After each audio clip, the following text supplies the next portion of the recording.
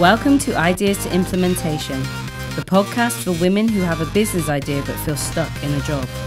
Featuring real women with real stories of how they went from employee to boss. My guest today is entrepreneur and business owner Camelle Daley. So hi, Camelle. Hi, thank you so much for having me. No problem. Thank you for your time. So tell us a little bit about yourself and your business. What do you do? So my name's Camelle Daley, and I run a fashion label called House of Ilona, and it's actually a women's clergy brand. You can see in the background, it's women's clergy dresses. So women pastors, preachers, women of the cloth, all sorts of different designs, blouses, dresses, shirts, those sort of things for women in ministry, and just make them elegant and real cute. Brilliant. Yeah, that's really good. Very needed, I think. And very niche. So what were you doing before you went started your business? So just before I started my business, I was working at Milton Keynes Council, which is the city that I live in, and I was actually a communications officer. The team that I was in was all about the growth and development of Milton Keynes, the fastest growing city in the country. So it was all about that and just communicating what's going on with the growth of the city. Okay, so how were you just sort of doing design part-time or anything? So I'm just trying to think, how did you move from that into... So I went to the London College of Fashion. Straight after that, started a fashion label with some friends, was doing that sort of like part-time on the side for years. And it's after my dad passed away, he'd given me my middle name Ilona, which no one could ever pronounce. And so after he had passed away, I was just really reflective and just started digging into a little bit, what does a name mean? Actually found out it was Hungarian for beauty. I was like, okay, Dad, I like the name now. Good. Yeah. And then not long after, the thought came to me, House of Ilona, House of Beauty for earthly and spiritual royalty. And so that's how the brand was born. And so I started doing it part-time while I was working. And then I got pregnant with our first baby girl. And so went on maternity leave. Never quite made it back. Yeah, I know that journey. Yeah. Oh, brilliant. So what made you, so obviously you're pregnant, never went back, but what kind of gave you the confidence to say, okay, I'm just going to go out on my own? Well, I've always been into business and entrepreneurship. My dad ran his own painting and decorating business, so I was always having to do his estimates and type up his invoices and do a new logo for him and all that stuff. So I'm really familiar with business. I'd watch him, not with a calculator, with pen and paper, doing his numbers back in the day. So I was always very familiar with business. It was normal for me. I had uncles that were in business, cousins with barbershops. It was very normal. And I actually remember, I think I was probably 8 or 9 years old, sitting on the bus with my mum, and this woman walks onto the bus. She had on a suit, 2-piece suit. She had a briefcase, and I was like, that's what I want to be when I'm older. Didn't know what she did.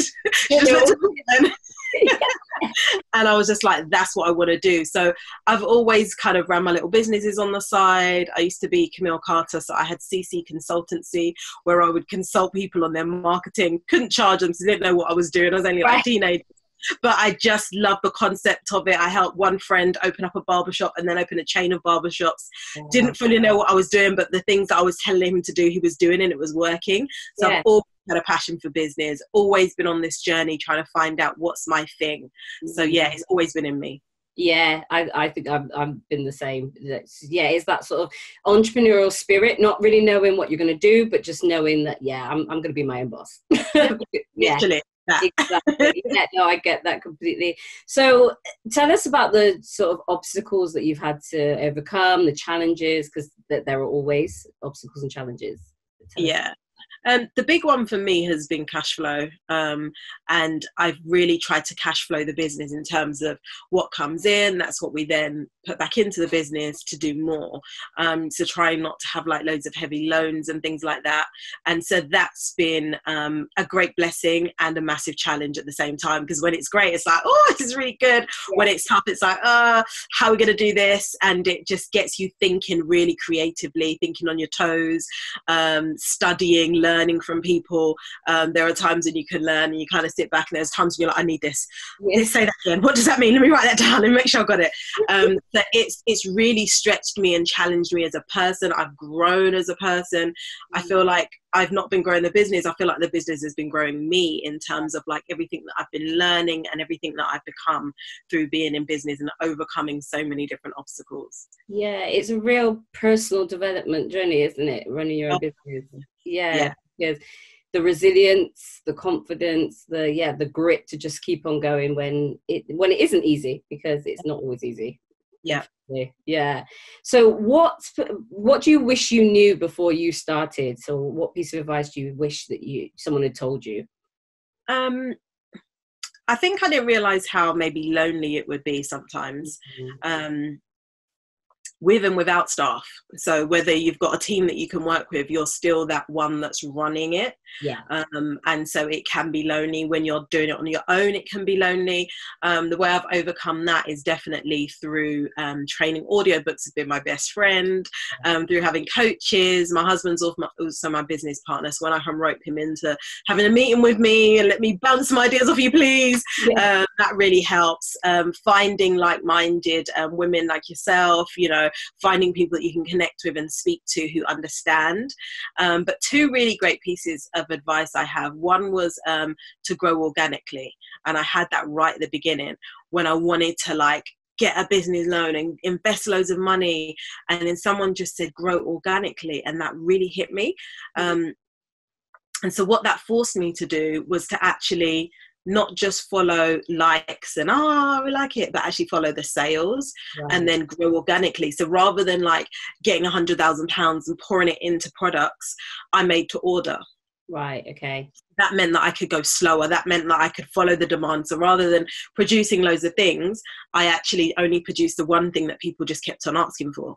Right. And then I could follow and grow organically rather than, putting it all in at the beginning and not testing it and trialing it. The other piece of advice was slow and steady wins a race. Yeah. Because for my whole life, I've just been in a rush. I just need to get there. I just need to be there now. Yeah. But slow and steady wins a race. And I really, really learn and grasp that. I've been in this business now for 10 years. So I was like 28. And so slow and steady wins the race has really been something that has stopped me from running and doing things too quickly, and just taking time to think about it and not worrying because, there's time. It's okay. It's going to be okay, Camille. Slow down. Yeah, no, it's really good. And what you were saying about the growing organically, not pouring into, because so many times people have made the mistake of, pouring in a lot of money, doing this, and you've not tested the product. You don't know that anybody actually wants what you're offering. And you can end up in some real trouble. Definitely. Yeah. So how has marketing your business been for you, or how was that? How do people know about you? Marketing my business has been really fun because I really see it as building relationship rather than marketing and, having to do this, but actually, how can I build relationship? How can I get to know my client base? How can they get to know me? Because people like to do business with who they know, like, and trust. Yeah. So how can they get to know me? But also, sharing rather than like, this is my strategy, I need to do this, I need to every day, but actually when it feels more natural, when it feels like I'm connected with a group of friends, it's really helped. We've got like over 100,000 on our Facebook page now and growing our Instagram following, and it's been a fun process of like learning how to do things. Like I said, I'm always reading books and listening to coaches and things like that, testing things out like a mad scientist. Let me try this, that didn't work, let me try that didn't work, let me try that, works really well, okay, now how can I do that more? And and so constantly like looking at my numbers, like how did we do this week, how did we do on social media, how did it feel, what was going on with me, like journaling and everything else, because I need to be right in order for me to have that genuine, authentic relationship and show up, because people feel when you're being real and genuine and feel when you're not. So all of that is all like part of the mixture of marketing for me, which is more about building relationship.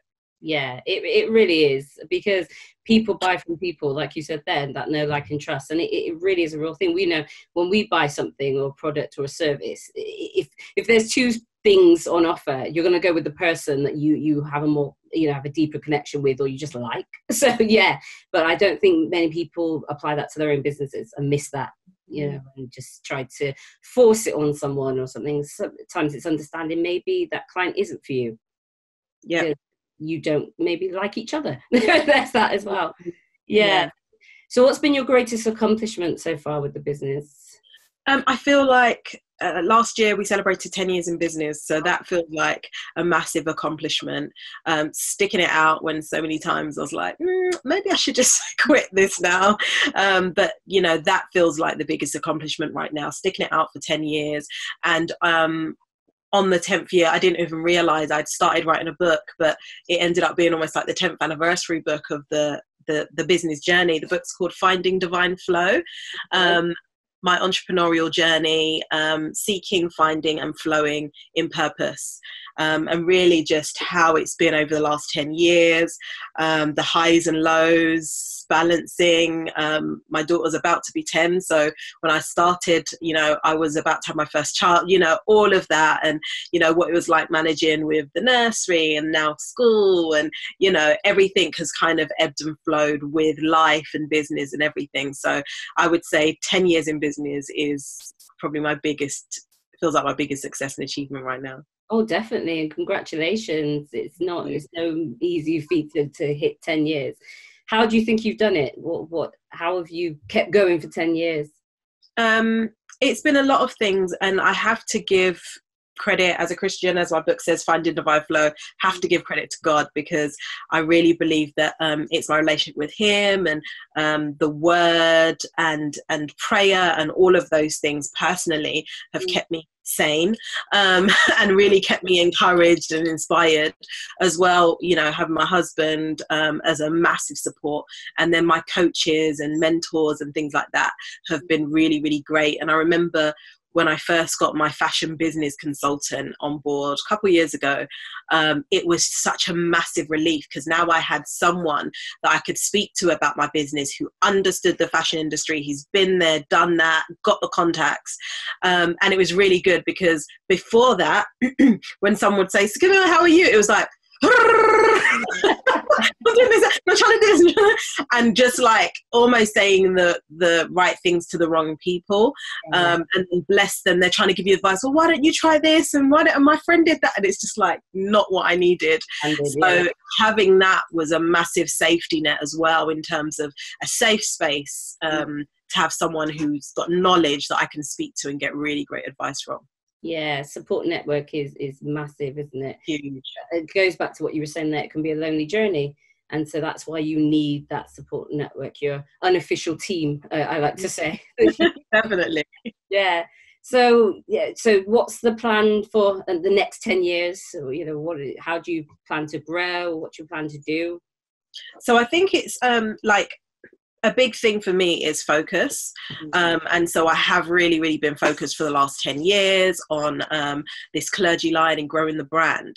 And one of the things that I'm now looking at is having more streams of income, because even what's going on now with coronavirus and, you know, Brexit and so many things, it's having a knock-on effect on production, on that whole the whole line of everything that I'm doing. So now it's thinking about having multiple streams of income, and so one of the things that we've developed is a magazine for our client base, called Ordained Magazine, and it's brilliant because we've been building this platform for so many years, and now we can now use this platform for different things, and so it's really great because it's pulling all different people from our client base to say, come and write. They're all writing, and then we're together producing this magazine. We're looking at opening up a membership where we get to train clients as well, in terms of, you know, what are the top things that you need, let's go find the specialists and let's bring this information together for you. So at the moment it's about diversifying. I'm doing a lot more speaking on the back of the book as well, doing a lot more coaching and things like that, so definitely diversifying into different areas, which is all brand new territory for me. So I feel like I'm at the beginning again and just like, this is all new, how do I do this, how does this work with work and home and everything else. So yeah, lots of diversifying, but very, very exciting. That's very exciting, definitely. And what 3 pieces of advice would you give to a woman who wants to start a business? She's had this idea, you know, she's been scared to start. What 3 pieces of advice would you give? I would say focus. It's really powerful to like stay in your lane and figure out what is it that I'm really good at, because when you can find what you're good at, what you can get paid for, and what people need, it's just a recipe for success. So finding out what you're good at and focusing on that thing, because there's going to be so many different opportunities, and especially when you step out, people, oh, can you do this? Oh, what about that? But what is it that you're doing, and focus on it and be laser focused, and don't be afraid to focus. I had the whole fashion industry that I could have tried to focus on, but I focused on a niche, and it's been super, super powerful. So focus is my first piece of advice. Number 2 would be balance, especially as women, not trying to juggle. I don't believe in juggling. I believe in balancing, because actually when you're walking and you're balancing, that takes core, it takes concentration. Whereas when you're balancing, when you're juggling, you drop one ball and all the balls fall down. But actually work on balance. And as things get out of kilter, you bring it back into balance again. So work across balance in terms of business, life, children, marriage, everything. Really, really take time out each day, each week, each month, each year to focus on how do you get balance. And the final thing is consistency. Consistency can be boring and mundane, but it can pay really, really well. And when you show up consistently, people get used to that. That's what you get known for. So being consistent in whatever it is you're doing. Oh, definitely. That's great advice. I just wanted to touch quickly about the balance, because I think, like you said, that is a big thing, especially for women. How do you balance life, family, business? You've got a lot going on, and you're growing it even more. How do you balance it all? Lists are a really great friend of mine, as well as schedules. One of the things that I like to do, sometimes it's weekly, sometimes monthly or quarterly, but I'll look at my week. So I'll get a piece of paper, I'll go from like 5 a.m. to 10 p.m., whatever the times are, Monday through Sunday, and start to look at what am I doing in the chunks of time. So obviously it was different when my children were smaller, because there'd be a lot more family and children time, whereas now they're at school, I've got more time that I can dedicate to work, and then balancing out what that looks like. Sometimes I'll do it and I'll look at what it looks like and it's a mess, and I'll color coordinate it as well, so I can actually see most of my time is actually being spent here and it needs more time over there. And then I'll redo it and I'll look at what do I want it to look like, and what feels more even and more balanced. So that's been a really powerful key for me, looking at my schedule, looking at my week, and that helps me feel balanced and get balanced. And that can be great for a couple of weeks, and then it's half term or some holidays and it's like, that's all out the window, now what? So it's back to square one. But again, it's okay, maybe I'm not being able to work 6 hours a week because it's the summer holidays, but can I get a chunk of time here? Can I get up super early and get a couple of hours in the morning before everyone starts to come alive and what are we doing today, mummy? So yeah, it's about what season you're in, what time you're in, and just for me it's mapping out that schedule and getting balanced that way. Brilliant, great advice there. Thank you so much, Camille. So how do people get your book, and how do they connect with you? The book, it's called Finding Divine Flow. It's available on Amazon or on my website, findingdivineflow.com. And all my personal social media handles are Camelle Daley, and the business is houseofilona.com. Thank you so much. Thank you for your time. Great advice. Thank you for listening to Ideas to Implementation. Please don't forget to like, comment, share and subscribe so you never miss an episode. Until next time.